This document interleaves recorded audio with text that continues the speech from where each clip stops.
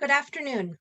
I'm Suzanne Borden, Moment Magazine's Zoominar producer, and I'd like to welcome you to today's program, From Abraham Lincoln to Modern Times, Jews and Presidential Elections, with historians Jonathan Sarna and Lauren Strauss.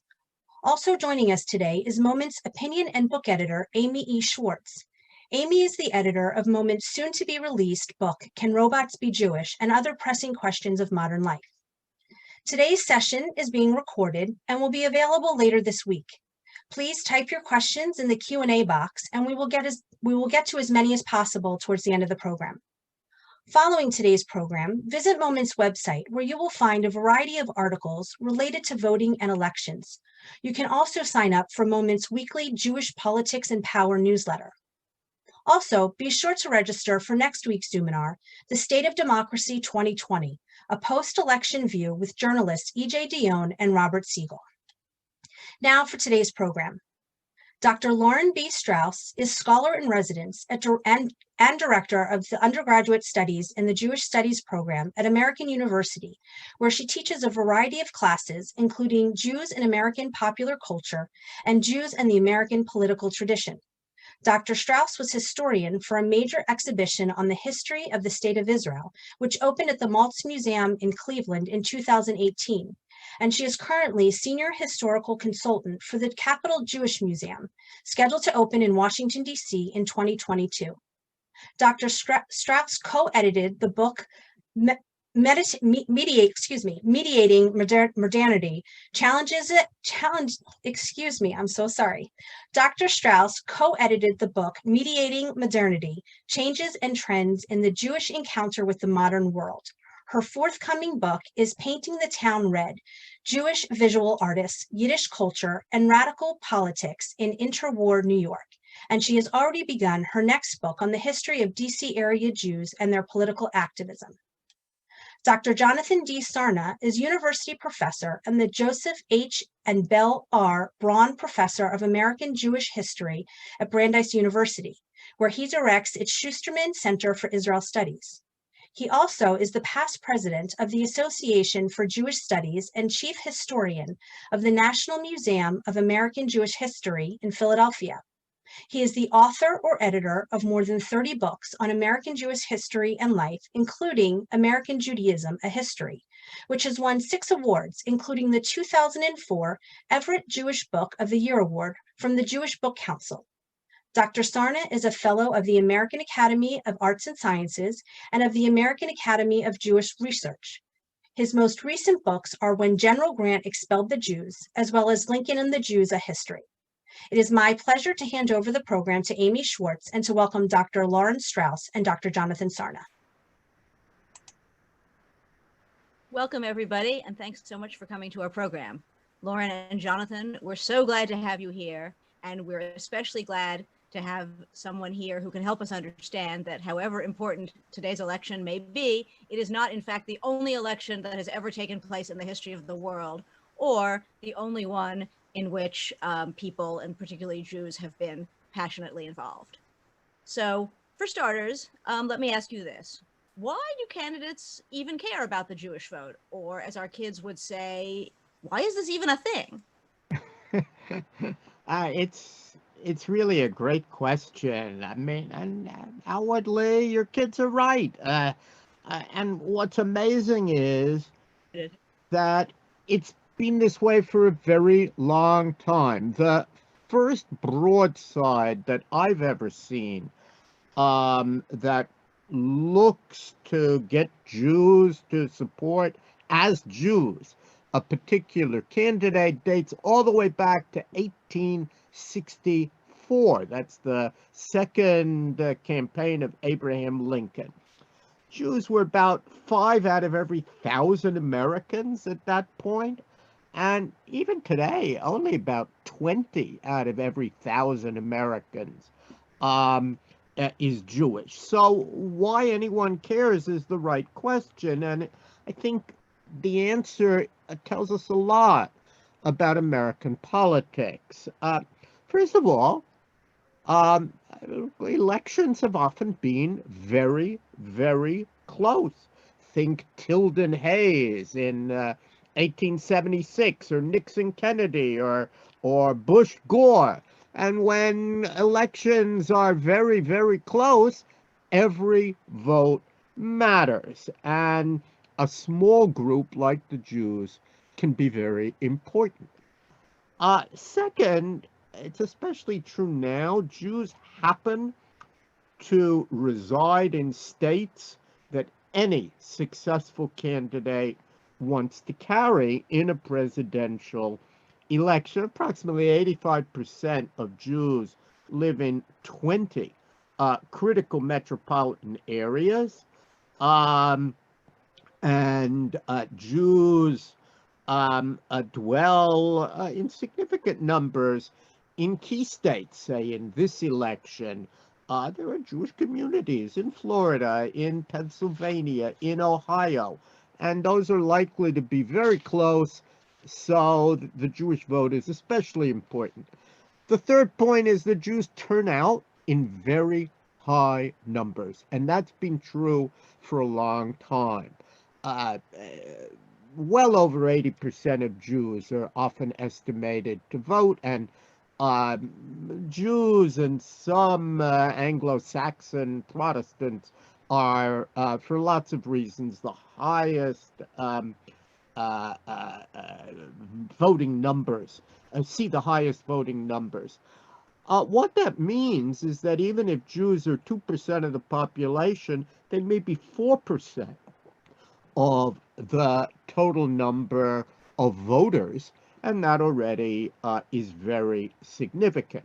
And the final reason people care about Jews is that they give lots of money to political parties.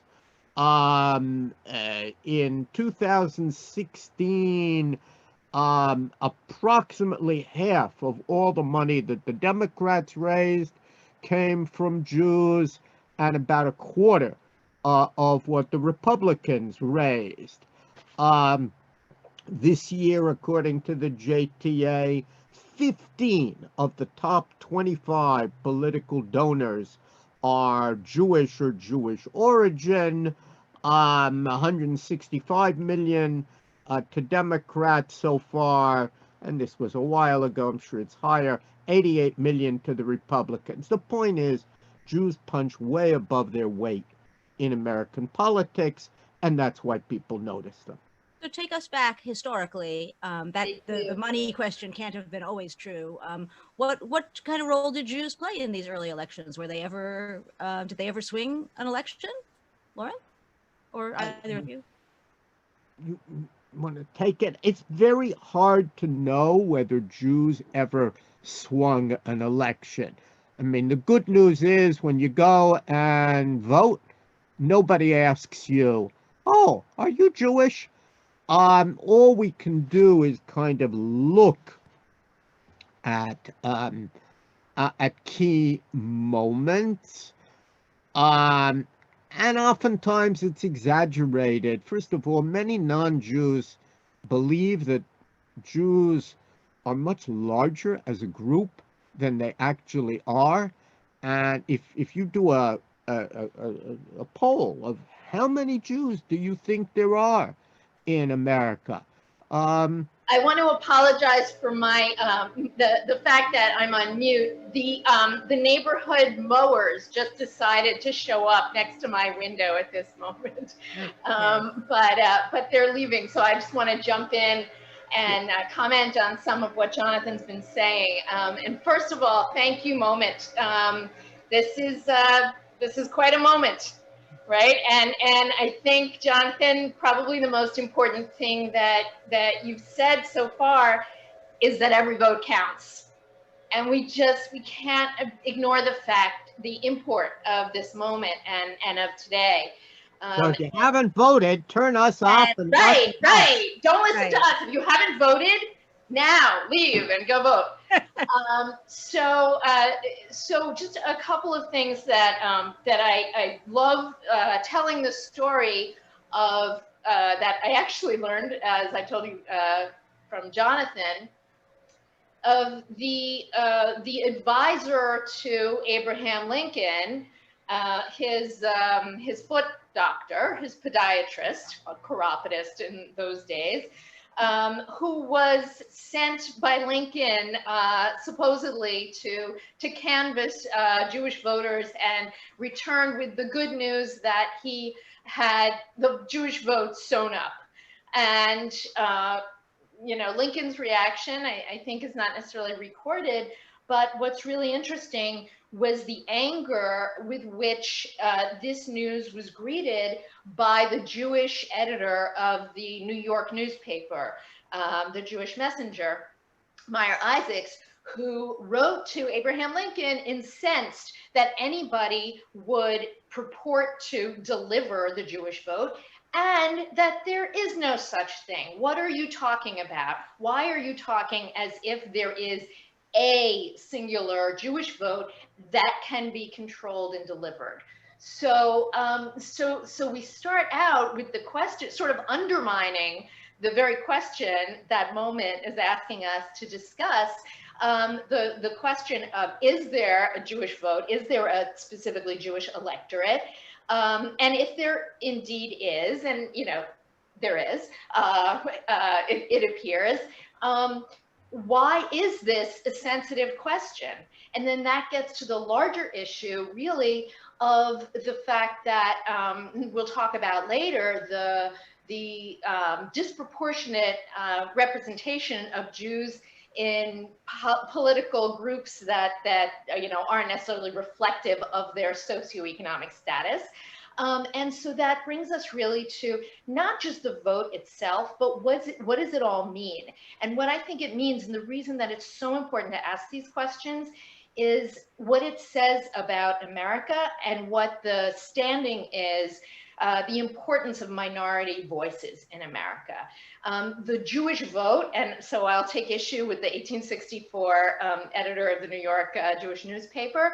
I think that there is a Jewish voice in electoral politics, certainly to generalize, but its significance goes far beyond the details that we're looking at today, beyond the Jewish community itself and its own agenda, and really addresses more the foundations of the country and how minorities are treated, and the import of each vote.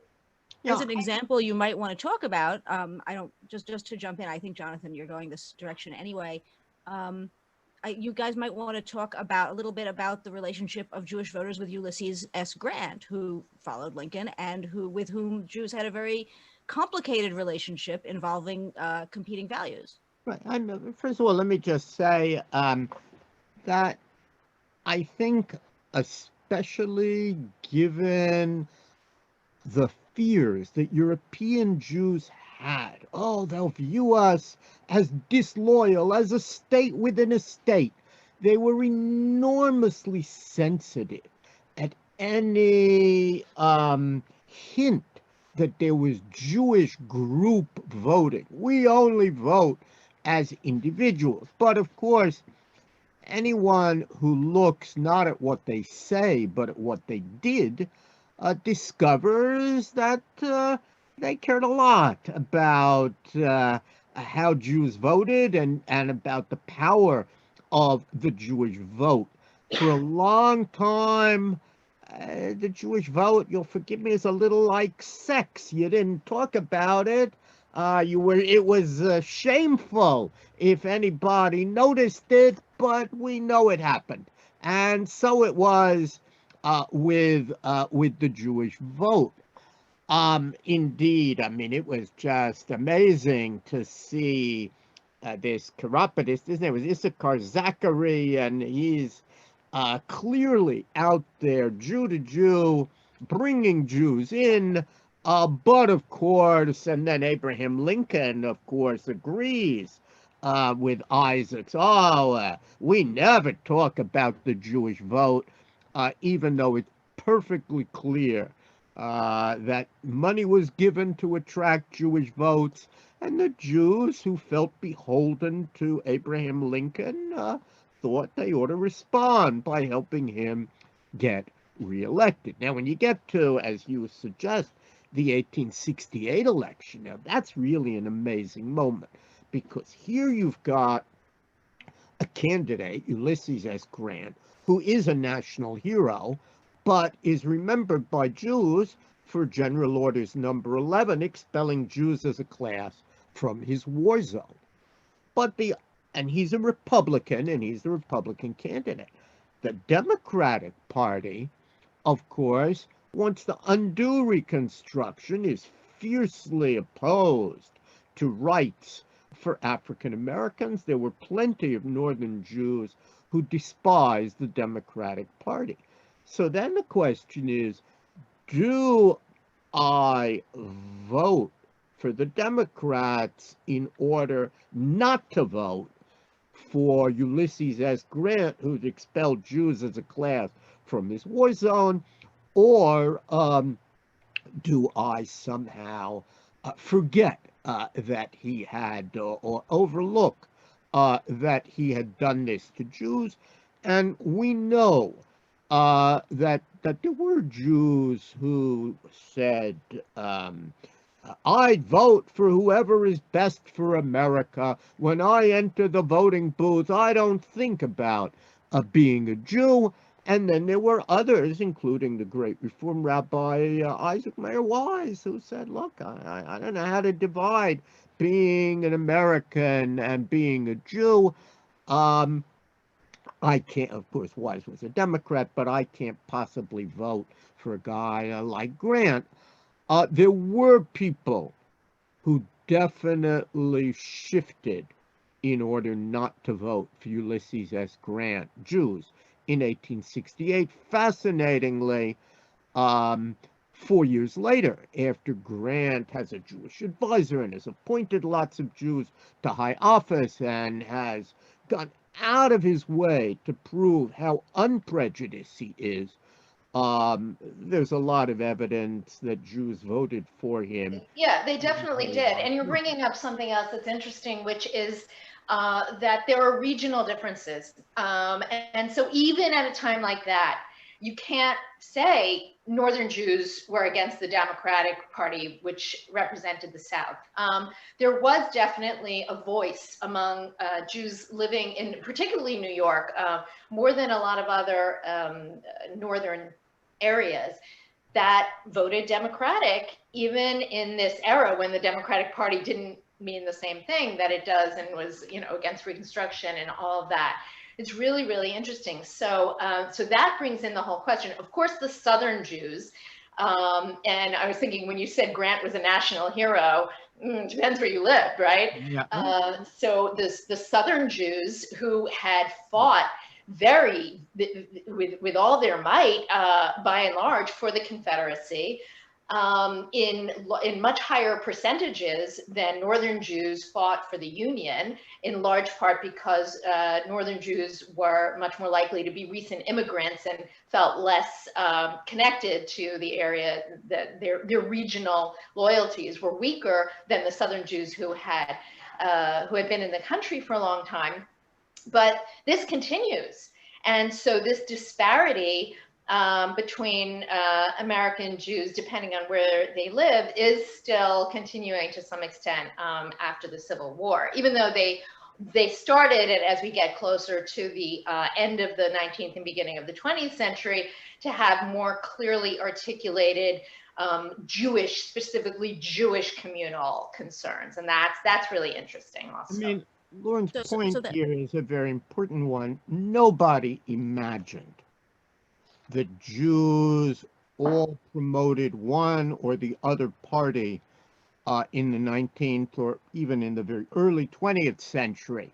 You had Jewish Democrats, you had Jewish Republicans, and you certainly had cases. A good example is the 1896 election. In 1896, In 1896, William Jennings Bryan, the Democrat, really frightens Jews with his evangelical rhetoric. You shall not crucify mankind upon a cross of gold, says he.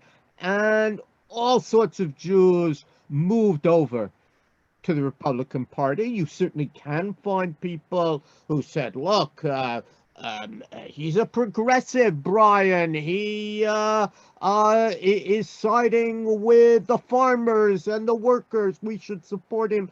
But we know even people who had voted Democratic, like Louis Brandeis, I have to mention him once at least in every program, Louis Brandeis and others all move over to the Republican Party, and then Woodrow Wilson is going to win some of them back in He is, but that's also so now are we safely in the 20th century now, Amy? Can we jump into You've the accomplished the segue. I was going to ask okay. first of all about the 20th Ask your century question. and also about what sorts of issues were involved in the gradual move of Jews back towards the Democratic Party. So why Right. don't So you the early 20th century is really one of the most interesting times in that regard, because in large part because of the enormous influx, the tidal wave really of immigrants, mostly Yiddish speaking immigrants from Eastern Europe, and still many from Central Europe, and also some Sephardi immigrants from the Ottoman Empire. They're bringing their immigrant concerns and also their more working class concerns, because they are, for the most part, well, especially in New York and Boston and some other cities, they're deeply involved in the garment industry and in other light industry, and they're working class. And so this is different from the dominant Jewish voices in the establishment in the 19th century, certainly toward the end. And so two things happen, really. One is a greater diffraction that will last until the early 1930s in Jewish party loyalties. And in those early years, it's really, really interesting to look at both the electoral numbers in presidential elections and also in smaller elections, in local and state elections. And you see that it sort of goes back and forth between Democrat and Republican. But then, of course, in the New York area and elsewhere, you have an incredible groundswell of support for socialism and for the Socialist Party of America in those early decades. And the pinnacle of this, which is incredible, if you think about the comparison, is 1920, when the socialist presidential candidate, Eugene V. Debs, who ran for president 4 times, and the last time in 1920 ran from prison, from his prison cell where he had been in prison on charges of sedition during World War I, and this could mean that he was a pacifist and against the war. It could mean a lot of things. He won nationwide 3.4% of the vote, which is pretty interesting, even that 3.4% of Americans voted for the Socialist Party candidate. He won 38% of the Jewish vote as we know it nationwide. Let that sink in.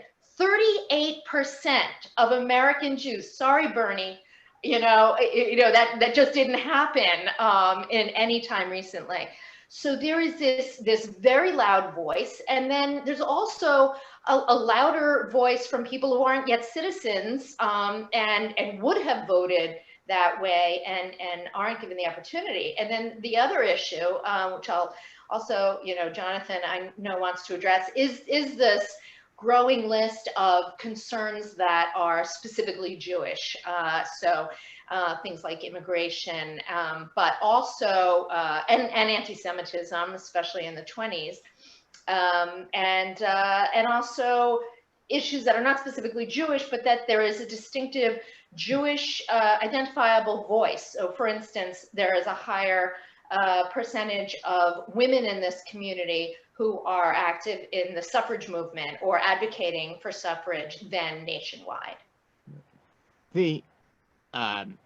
You certainly don't have even then a sense that all Jews are Democrats or Republicans, and you only need to look at 1912, where, of course, you have a strong Jewish support for a third-party candidate named Theodore Roosevelt, who was always beloved by Jews. But on the other hand, you also have people who strongly support Taft. A lot of American Jewish Committee Republicans think, like Louis Marshall, I have to vote for Taft. And then, of course, you have this big group of people who have deserted Taft because they're angry at him for not punishing Russia more for its mistreatment of Jews. They want a treaty with Russia to be canceled, and so Jacob Schiff and Louis Brandeis and a lot of other people move over to the Democratic Party. But what interests me is actually that you see the Jewish vote completely divided at that point. And then, as Lauren says, I mean, you had a strong socialist vote. Jews loved Eugene V. Debs so much that a Jewish-owned radio station is WEVD, for a long time. And but you know, you can begin to see Jews then beginning to move into the Democratic ranks. But as Lauren hinted, it's very important to remember that there were some real issues. It's not just I'm voting for the party. As I said about the issue of Wilson, and it becomes true subsequently as well, the issue of who is more concerned about anti-Semitism abroad and then at home becomes very important. And very important, and we forget this, is the issue of immigration, because that was really a question. Will my relatives still be able to join me in America? Will Jews who are suffering abroad be able to come in? And as we move into the 20th century, especially after World War I, most Americans are becoming nativist. That is becoming a growing feeling, and that's why we're going to see restrictive legislation in World War I and after the war, and then most infamously in 1924, when we have the immigrant quotas. And what we really see is that Jews are prepared to vote on the basis of issues that are important to them, even though people said, oh, you're more loyal to your fellow Jews than you are to America. That's why you're pro-immigration. There is lots of evidence that Jews did vote for candidates who supported freer immigration. And then we're going, of course, to see the same thing decades later when it comes to Israel, and the same charges of dual loyalty, which are always leveled against immigrants, are going to be leveled.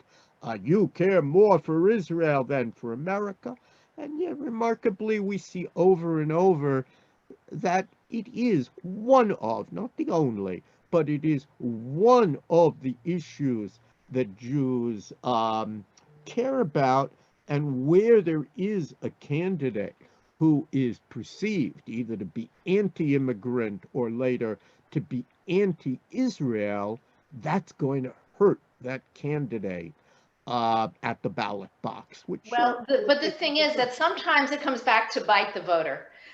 Because, for instance, Wilson was supported not even by overwhelming majorities of Jews in 1916, and he really went back on a lot of his promises, to the country in general. He promised that he would keep the U.S. out of the war, and that only lasted about another year, as the U.S. of course entered World War I for its last year in 1917.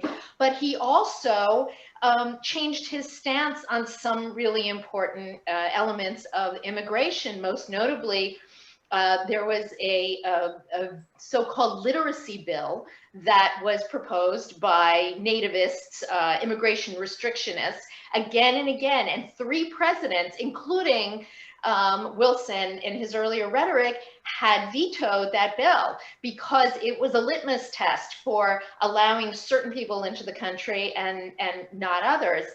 And then in 1917, after he won that election, 16, he signed the literacy bill. And that was one of the first major instances of chipping away at the protections that then, swiftly follow in 1921 with the Emergency Quotas Act, and in 24, as Jonathan said, with the Johnson-Reed bill that really slammed shut the doors of immigration of this country. So trying to second guess which of your candidates is going to necessarily be your champion in a certain issue, didn't always work. That leads us to move on to the 30s and I'm a layperson, but I always had the impression that it was pretty much monogamy once FDR came on the scene for Jews and the Democrats. Is that right? I mean, what happened with all that, with the Depression and World War II? So you begin to see already in 1928, when Al Smith runs, Jews are very attracted to him. He's a candidate who is pro-immigration. He's opposed to prohibition, which Jews were not very interested in. Lots of Jews also knew Al Smith. And Al Smith gets a very substantial majority, somewhere between 2/3 and 3/4, depending on who you believe, of the Jewish vote. First Catholic now, Al Smith's coalition didn't yet succeed in tipping the election, and Hoover wins. But 4 years later, FDR is going to build on that coalition, and he's going to get an even higher percentage of the Jewish vote. Of course, by that time, we're in the middle of the Great Depression, and Hoover is deeply unpopular as someone who it seemed couldn't deal with the Depression, and FDR wins by a landslide, and then 4 years after that, in 36, Roosevelt, and we have better numbers then, Roosevelt gets 85% of the Jewish vote, and many people argue that in the 40s, he gets 90% of the Jewish vote. It's unimaginable today that 90% of Jews agreed on anything. Interesting thing is, there were actually 2 lines on which a lot of these folks ran. So you could vote for him as a Democrat, or you could vote for him under the banner of the Liberal Party in New York, which really meant that the old socialists had given up on electing a socialist and were willing to vote for FDR. Right. Well, partly because, as you mentioned earlier, the cult of personality of Eugene V. Debs was over. He was dead. He died in 26. Meyer London, the socialist congressman, was gone, tragically. He was in a car accident. He was hit by a car. But so partly it's that they were not as the Jews were not as attracted to Norman Thomas, Debs' successor. But more than that, as you're really getting at, there's a growing sophistication, really, of the Jews, and we'll see this also. And this gets back to what I said initially about the so-called Jewish vote being reflective of their position, of the Jews' evolving position in the country, what it says about their status and their self-perception here. And so they're getting more sophisticated to the degree that they realize, the majority of them, not all, that they're not, a socialist candidate is not going to win for president. They like a lot of things about FDR. I've also always heard the figure 90% that FDR got in his last two elections. Of course, he's the only person we can say his last two. It's pretty incredible if you think about it. But it's sort of like parsed. It's given, the vote is given sort of conditionally. And so the socialists and also the left-leaning Jews who are opinion makers, so in the media, more than anybody else, Abe Kahn, the longtime editor of the Yiddish Daily Forwards, they make a very conscious choice to not only throw in their lot as individuals, but to make an endorsement of FDR and by extension, the Democratic Party. And so we see this kind of corporate voice developing in a way that we hadn't before on a national level. So yes, 1932 is the date that most people look at as the beginning of the marriage between American Jews and the Democratic Party. But even within FDR's terms, it develops in sophistication where people who are opinion makers make conscious choices to build coalitions with others, especially as with the rising specter of fascism, and as we get closer to World War II. Things that seemed really, really important 10 years earlier were put lower on the agenda, including even the issue of immigration.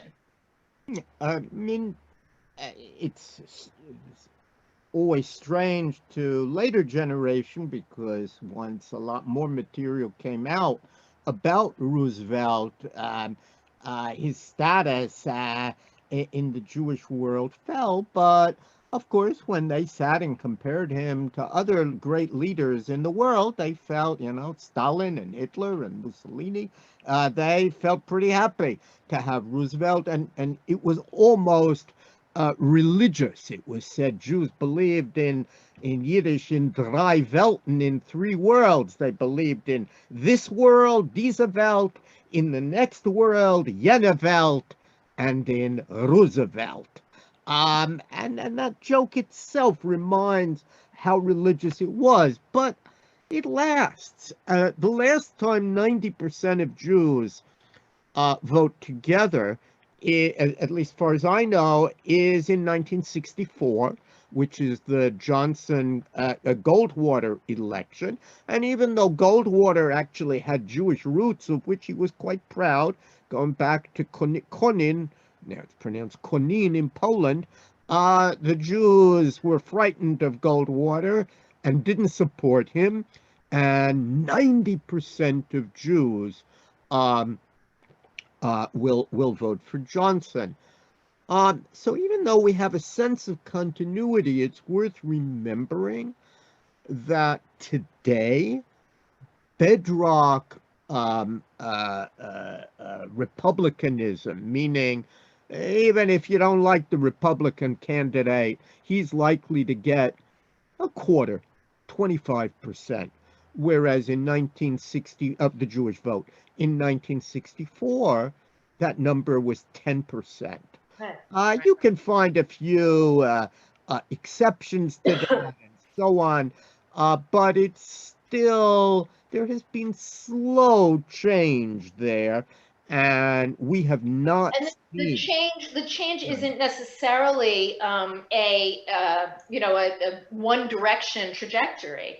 And so one of the interesting things is to look at the times that a candidate did not get an overwhelming majority, but definitely a smaller majority if they were Democrats, and not treat those necessarily as a blip, as an aberration, but really interrogate why that is. Why is it that famously in the 1960 election, I'm sorry, not 1960, 1956, Eisenhower won about 40% of the what we know of as the Jewish vote. And so, yes, you know, he didn't get 60%, but that was considered the high for a Republican candidate until, of course, Reagan's second election,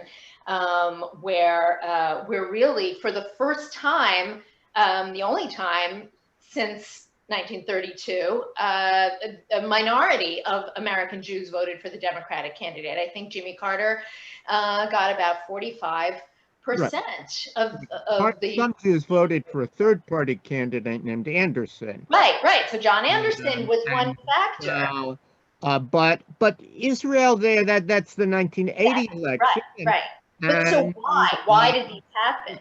That taught a lot of Democrats. I mean, that confirmed to them, if you don't support Israel, you won't win. Whether it's the Jewish vote or the evangelical vote, there were enough people in America for whom Israel is important that even a Democrat who is seen as insufficiently pro-Israel won't get those votes. Look at Jimmy Carter, one-term president, and for a generation that became true. But we can't just pin it on that one issue, because he was perceived as a weaker candidate, as a very weak incumbent.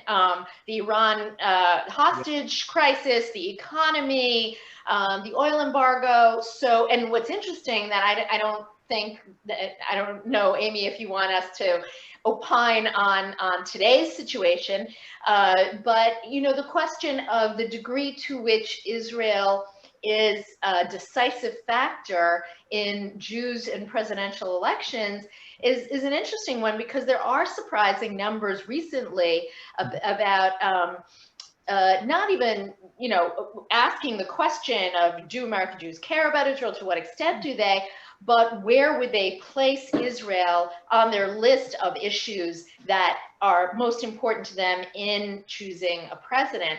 And as we know, in recent polls, it's come in, you know, way below a lot of other issues. For that reason, I was careful to say others, because there are plenty of evangelicals, for example, who will put Israel very, very high on their list. They're not Jews. And the evangelical community, which, of course, prior to World War II, and in many ways prior to 1967, was much less interested in that issue, now has argued that it will be good for those who support the Jews, if you those who bless Abraham are themselves blessed, and that becomes a very important principle of voting. And much of the pro-Israel ideas of American presidents, which abroad are seen as the great power of the Jewish vote, really needs to be understood, not so much within the Jewish vote as within the fact that there are 100 million or so evangelicals of different stripes, and Israel is very important in that world, and we can't forget it. And that's. Amy, do you want us to get back to Jews? Well, what I wanted to do, we're trying to stay off of the present when possible, but I did think we're going to go to questions pretty soon, but I think that gives us just enough time to go back again to the 1950s, when all sorts of interesting things were going on surrounding Jews, including anti-Semitism, including the Red Scares and communism, and also, of course, to tie it in, the birth of Israel. So maybe you could just talk about that briefly, and then it looks like we have some very interesting questions. Right. So just briefly, the early 50s, late 40s, early 50s are a time when much of what we've said is being tested. The idea of Jews having a voice, having a confident voice, having a unified voice, what are their priorities, etc. And it really comes down to some very scary moments, where American Jewry is asking itself about its level of safety and security in this country. And as unfortunately we now know more what that's like than we did a while ago. And so largely because of the Cold War and because immediately, as soon as World War II ends, the establishment in this country forgets about Nazi Germany and Mussolini's Italy, fascist Italy, and worrying about them and Japan. And immediately the evil empire rears its head.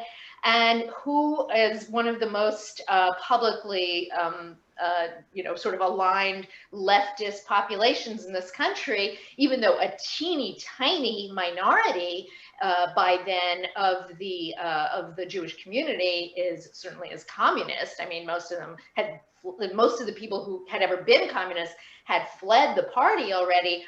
But that is enough to really raise the issues that Jonathan was saying before about loyalty and about, in this case, not so much dual loyalty as much as it is trustworthiness, being an alien population, et cetera.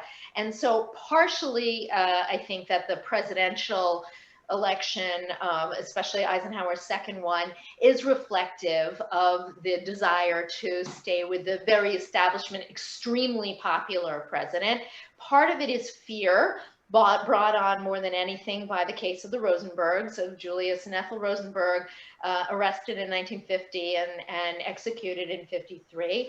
And it's interesting to look at this same American Jewish establishment that is kind of encouraging its membership to be civic, take civic responsibility. It's interesting to look at certain organizations and see that they are fully involved in the project of anti-communism and showing how loyal they are, how being an American Jew actually reinforces your loyalty to all that this country stands for, and that also is reflected in the vote at a time when people are a little less likely to want to stick their necks out and yell and scream about issues that are particular to them. Very important point. Now we should go to questions. How Jews move in the post-war era from being suspected in many quarters. And through these policies, controversial as they may be to historians, they did succeed very much in making clear that not only were Jews loyal, but that it was a canard, so to speak. And the American Jewish Committee, which famously quarantined, that was the word they used, communism, I think was able to see a project that turned out to be quite successful. The image of the Jew is totally transformed. And then in 1967, when Israel and the United States are on one side and the Arabs and Russia on the other, in a sense, you were fighting the Cold War through the Six-Day War, suddenly Israel and America become linked. The loyalty of Jews is unquestioned, and it becomes just a kind of curio that once upon a time Jews were seen as a threat to the country and pro-communist, something people laughed about, crazy uncles. We should turn to this audience. On that happy note, I think we will entertain some questions.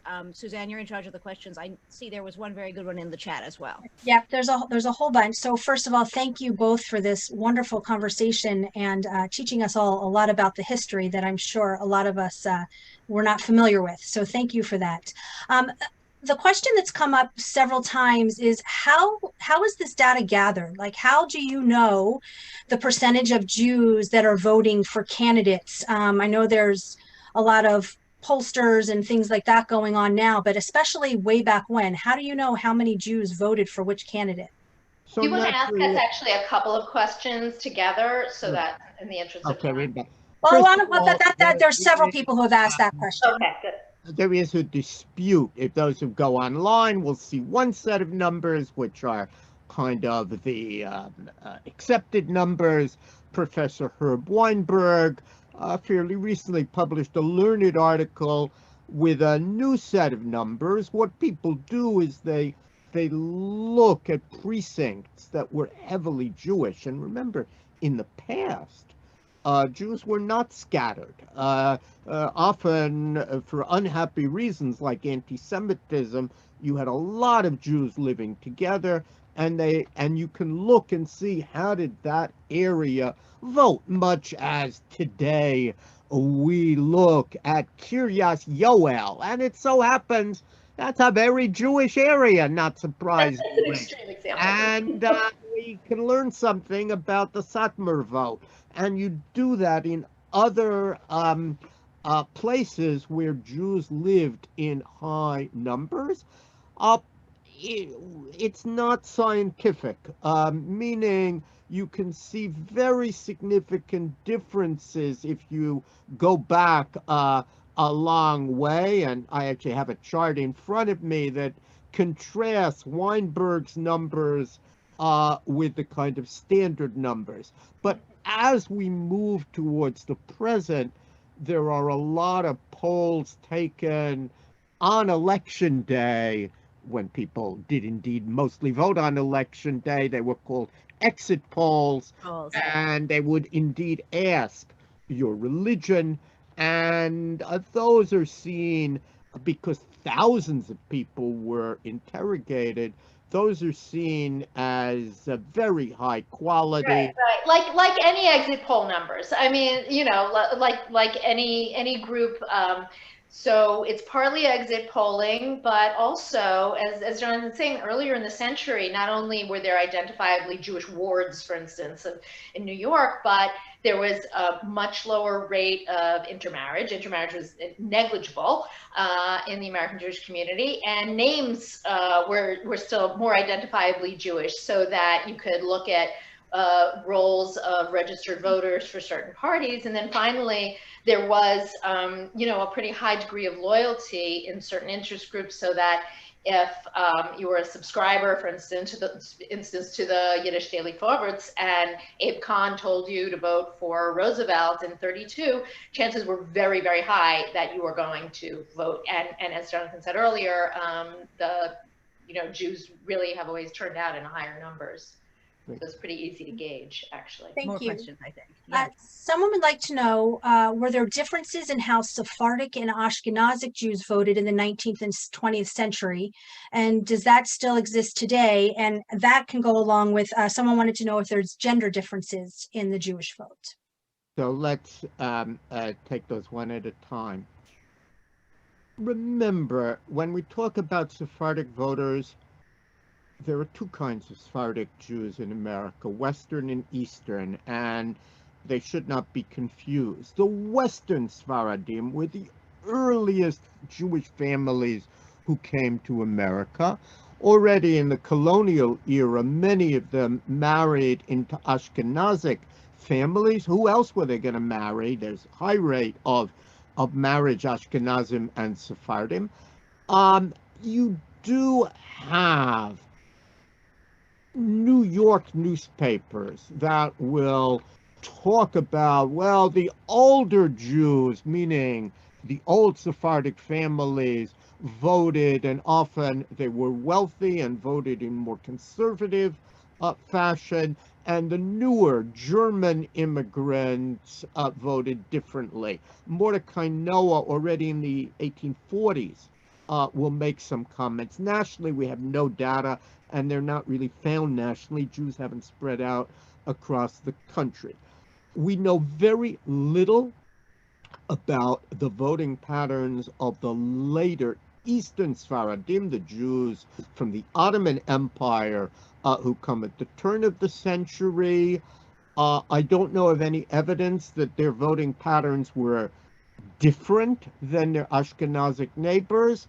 But if more work were done with the Ladino press, we could say more. about the Right. politics. And people are just starting to research that now. Actually, there are some scholars just now starting to really look at that. But if you compare it to, which we don't want to get into extensively, we only have a couple minutes, to the later Sephardic communities, the Persian Jews coming in the 1970s, and I mean that's a completely different ball game. And that's also generational, like with some other recent immigrant, Jewish immigrant groups in the last 50 years, like Soviet Jews. There is a political profile that you can pretty well expect from the people who came from the first generation, for instance, of recent Soviet Jewish immigrants, Persians, Syrians. And then their children are starting to change a little bit. Those groups tend to be more conservative, politically conservative in American politics, and then it's a little bit, diffracted as the gender. We have to answer gender. About the female vote in the 19th century, and that is there wasn't any. Women didn't have the vote, and as Lauren pointed out, Jewish women were disproportionately active in suffrage. Many, not all by any means, but East European Jewish women. There were a number of prominent German Jewish society ladies who were anti-suffrage. Yeah, and then you had two sisters who famously disagreed, but until 100 years ago, there isn't such a thing as a gender differentiation in the vote. Increasingly in American history, I mean, when women don't vote, alas, increasingly in American history, there is a sense of differentiation, and there is some evidence in the Jewish community as well. So, for example, in some of the polls of the Orthodox community, men are much more likely to vote Republican than their wives, which is interesting and matches some of what we're seeing in the larger community. Put a number to the gender gap in the Jewish community. Lauren, do you have it off the top of your head? Not, you mean today? I don't know. No, I do know that that actually Jewish women were voting in large numbers in New York state elections before they even had the vote nationally. So New York passed, New York state suffrage in 1917, 3 years earlier than the national vote. And there were all these signs and election pamphlets in Yiddish urging, Yiddish Tochter and the Jewish daughters to come and make their voices heard. And so, yeah, I mean, Jewish women organizationally have been very involved, and the National Council for Jewish Women and CJW and Hadassah and other American Jewish women's organizations have also really been very, very much in the forefront of getting the vote out and encouraging their members to vote. And again, at much higher numbers than a lot of their non-Jewish parallels. Thank you. We need to wrap up. I'm sorry that we can't get to all of the questions, but I will end with this last question. As the racial and ethnic makeup of the United States continues to grow and other groups are voting in higher numbers, will the Jewish vote have less of an impact in the future? Yeah, yes, probably numerically. I mean, all one can say about that is that because of Citizens United, money is going to play an ever more important role in American politics. And what we've seen is that the Jewish role in funding the different parties has become even more important. And the Jewish vote will be noted for that reason, but one suspects that Jews will become a smaller and smaller part of the United States, and the smaller you get, the less important, obviously, the Jewish vote will be, but we're a long way from that. Numerically. And, As- hopefully, Jews will continue to vote in large numbers. now. And Yeah. so, But Citizens United, just to to look at that as an example, even if people who are Jewish are giving large amounts of money to one or the other candidate or certain special interests or issues, that isn't really, to get back to the question we started with, in my opinion, that's not the Jewish vote. That's certain Jewish individuals, if they are, giving large amounts of money to a candidate, that's not the same as looking at the Jewish community as a whole and looking at trends, and again, seeing what that says about the degree to which Jews feel comfortable in this country, feel comfortable making their voices heard, etc. So I would look more at exit polls and everything that we're all going to rush to our TV sets now, and try to figure out what's going on. I don't really see the percentages changing all that much within the Jewish community. But the degree to which that changes the outcome of a presidential vote, aside from individuals, wealthy individuals, that's a different issue. Still pretty tiny, but important. And on that note, Yes, and on that note, thank you both. Thank you, Amy.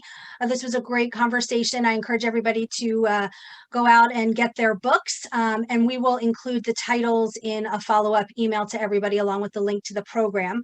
I do want to just invite everybody to register for our virtual gala that was taking place on November 15th.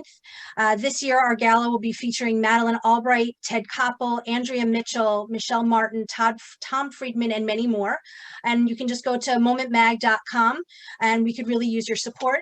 Also, while you're on the website, sign up for next week's Zoominar, where again, we'll have some analysis of where things stand, because maybe we'll know something by then. And enjoy your evening. And if you have not voted, go vote. Thank you all. Thank you. Bye-bye. thank you, everybody. Bye.